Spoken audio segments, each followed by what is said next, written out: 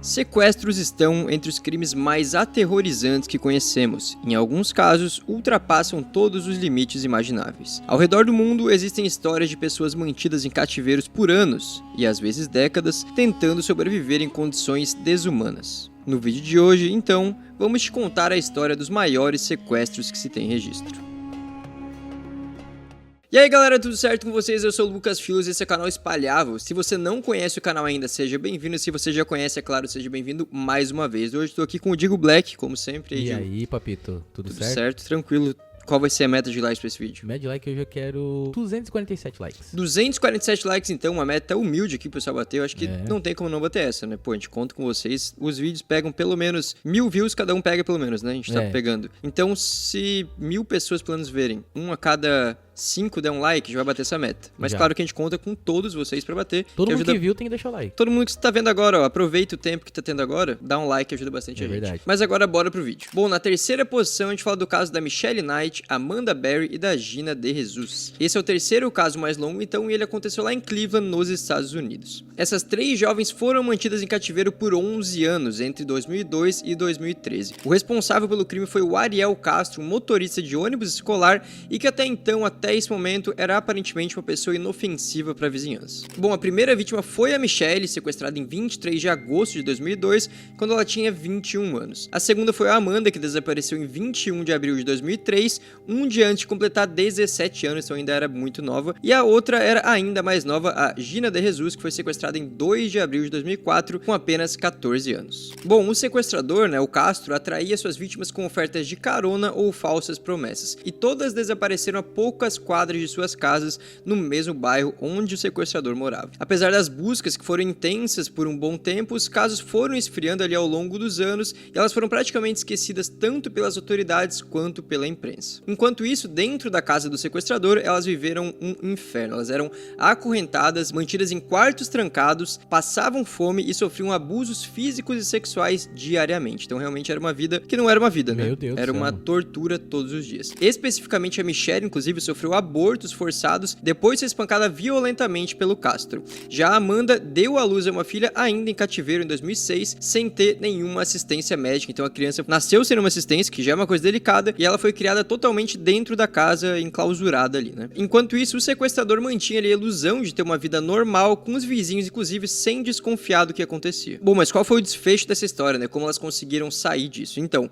em 6 de maio de 2013, a Amanda conseguiu fugir. Ela aproveitou ali um momento de descuido do Castro, arrombou parcialmente ali uma porta, então conseguiu fazer pelo menos de uma forma que ela conseguisse passar, e gritou por socorro. Então, diante desses gritos, um vizinho chamado Charles Ramsey ouviu, né, e ajudou inicialmente a Amanda e a filha dela a escapar, e depois a polícia foi chamada então e conseguiu resgatar a Michelle e a Gina. A história então foi parar na mídia mundial, né, após anos que elas tinham sido basicamente esquecidas. Saiu a notícia de início, depois foram esquecidas, ninguém mais falava, depois do resgate voltaram a ser faladas, e elas então conseguiram finalmente recuperar a liberdade. Já o responsável pelo crime, o Ariel Castro, foi preso no mesmo dia do resgate, e em agosto daquele mesmo ano, 2013, ele se declarou culpado de 937 acusações que tinham contra ele, incluindo sequestro, violência sexual e homicídio, no caso, pelo caso do óbito do feto da Michelle, né, que ele espancou ela violentamente para ela não ter o filho. Então isso consta como homicídio também. Ele foi condenado à prisão perpétua sem possibilidade de liberdade condicional e mais 1000 anos adicionais. Então não tinha mais nenhuma possibilidade de ele ter uma vida normal. Só que ele decidiu nem seguir a vida dentro da cadeia, porque no mês seguinte, em 3 de setembro de 2013, ele foi encontrado sem vida dentro da cela dele na prisão, depois de se enforcar com um lençol. Bom, as vítimas reconstruíram ali as vidas delas de formas diferentes, mas todas ligadas de alguma maneira ao que elas sofreram. Por exemplo, a Michelle se tornou defensora de sobreviventes de abuso, a Amanda se tornou repórter de casos de pessoas desaparecidas, e a Gina criou uma organização de apoio a famílias de vítimas de desaparecimento. Então seguiram todas ali em algo ligado à experiência que elas tinham passado. E ajudar pessoas que podem estar nas mesmas situações que elas passaram, né? É muito importante que tenha isso, né? São pessoas que fazem um trabalho muito fundamental, né? Sim. Na segunda posição, ou seja, o segundo maior sequestro que se tem registro, é o da Jace Lee Duggar. Ela foi sequestrada quando tinha apenas 11 anos de idade, em 10 de junho de 1991, enquanto caminhava para o ponto de ônibus escolar em South Lake Tahoe, na Califórnia. O crime foi cometido por um homem chamado Philip Garrido e sua esposa Nancy Garrido. Bom, na manhã do sequestro, a Jace Jace caminhava sozinha até o ponto de ônibus quando um carro se aproximou dela. O Philip então usou um choque elétrico para conseguir imobilizar ela e jogou ela direto no carro enquanto a Nancy ajudou a encobrir. Esse crime inclusive foi cometido a poucos metros da casa da madrasta da Jace, que assistiu ao sequestro sem conseguir fazer alguma coisa. Então imagina a sensação também, né, dessa madrasta ver um sequestro acontecer com a enteada dela, né, uma pessoa muito próxima dela, e não conseguir fazer nada para impedir, né? Então, dali em diante, a busca pela Jace foi intensa ali de início, mas logo esfriou também, igual o caso anterior que a gente falou, principalmente depois da polícia não conseguir encontrar pistas concretas. Bom, enquanto isso, a Jace estava sendo mantida em um complexo improvisado de barracas e galpões nos fundos da casa do casal em Antioch, na Califórnia. Essa área, inclusive, era cercada por cercas muito altas e camufladas também com árvores, com lonas, sendo praticamente invisível para quem passasse, então ninguém imaginava que poderia estar acontecendo aquilo ali. Durante 18 anos, então, ela viveu como prisioneira. Ela foi submetida nesse tempo a vários abusos sexuais também pelo Philip e deu à luz 2 filhas durante o cativeiro, a primeira com apenas 14 anos de idade. Ela ainda criou as crianças da forma que ela podia, ensinando elas a ler e escrever com os poucos materiais que ela tinha ali disponíveis, e assim como no caso anterior, né, do Ariel Castro, os Garrido também mantinham uma fachada de normalidade, como se tudo estivesse normal na casa deles. O Philip, inclusive, tinha antecedentes de violência sexual, mas ele alegava estar regenerado e conseguia driblar as fiscalizações que aconteciam. Inclusive, em 2006, um oficial de condicional visitou a casa dele e não desconfiou de nada. Pô, mano, eu fico sempre pensando, mano, como é que consegue, né, mano? Tipo assim, tem gente que é inocente, os caras põem na cadeia, a pessoa fica anos lá e é uma prova, tipo assim, muito chula, tá ligado? E esse cara foi até a casa do cara, com certeza deveria ter um monte de coisa, né?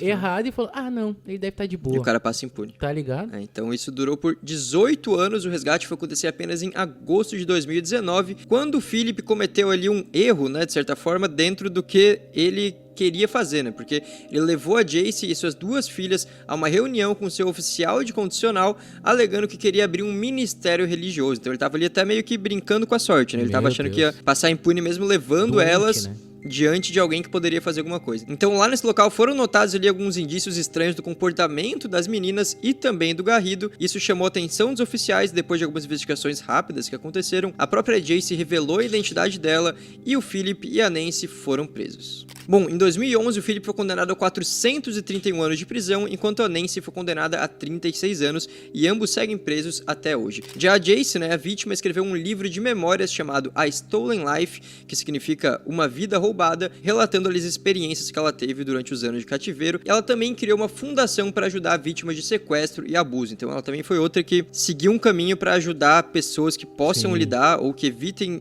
ter que lidar com o que ela lidou, né? E na primeira posição, o caso mais longo e mais chocante também de todos aconteceu na Áustria e foi revelado apenas em 2008. Uma mulher chamada Elisabeth Fritzl foi sequestrada pelo próprio pai, o Joseph Fritzl, e mantida presa por 24 anos em um porão secreto. O sequestro aconteceu no dia 28 de agosto de 1984, então já há um bom tempo, quando Elisabeth tinha apenas 18 anos e foi tida ali como desaparecida na cidade de Amstetten. Os pais dela registraram ali inicialmente o desaparecimento na polícia, só que pouco depois o Joseph, né, o pai dela, apresentou uma carta escrita pela própria Elisabeth, que foi coagida a fazer isso, né, foi obrigada a fazer essa carta, dizendo que ela havia fugido para se juntar a uma seita religiosa. A polícia então acreditou na história, caiu nesse golpe dado pelo Joseph e não investigou o caso mais a fundo. Só que na realidade o Joseph, que era inclusive um engenheiro civil, tinha construído uma prisão subterrânea sob a casa dele com portas blindadas, e foi para esse lugar que ele levou a Elisabeth, e ela permaneceria ali pelos próximos 24 anos. Bom, nesse local então ela foi mantida em condições subhumanas, o porão era muito pequeno, não tinha janelas, tinha pouquíssima ventilação, ela inclusive era violentada sexualmente com frequência pelo próprio pai, e durante o cativeiro ela deu à luz a 7 filhos. Meu senhor amado. Então realmente, mano, se os outros casos já eram absurdos, esse aqui foi pra um outro nível, né? Então desses 7 filhos, 3 deles foram criados no porão com ela,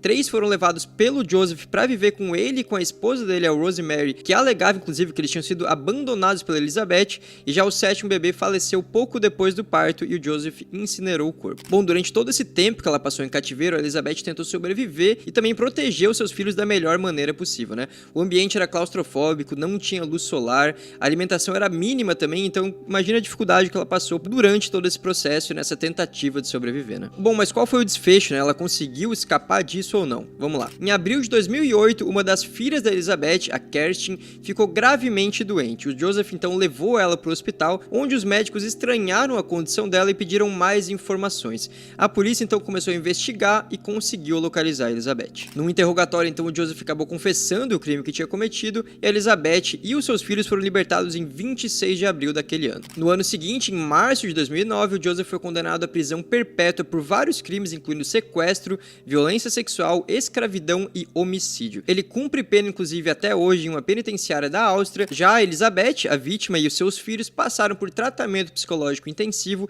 e vivem em um local não divulgado para garantir a privacidade deles. Pô, imagina, mano, como é que deve ser a cabeça dessas crianças, dessa mulher, mano. Meu Deus do céu, cara. Como você consegue lidar com as situações do mano, dia a dia porra, tá depois maluco, de passar mano. por isso, né? Não, que nem os outros casos ali, já passar por pessoas desconhecidas que te sequestram, já deve ser, absurdo. Imagina teu próprio pai fazer isso contigo, mano. Como que fica a Nossa, cabeça das crianças Tá maluco, mano. descobrindo o que aconteceu, né? Porque quando elas eram maluco. crianças, obviamente não sabiam o que estava acontecendo, né? Mas Uhum. depois, no momento que a criança vai entendendo as coisas, deve ser uma sensação absurda. Tá louco. Bom, então esse foi o vídeo de hoje, espero que vocês tenham gostado da forma que a gente abordou. Se você gostou, é claro, deixe seu like que ajuda bastante a gente, comenta aqui também o que você achou e dê sugestão também de temas pra gente trazer aqui nos próximos vídeos, nas próximas semanas, e se inscreve no canal se não é inscrito ainda. Tamo junto, até a próxima.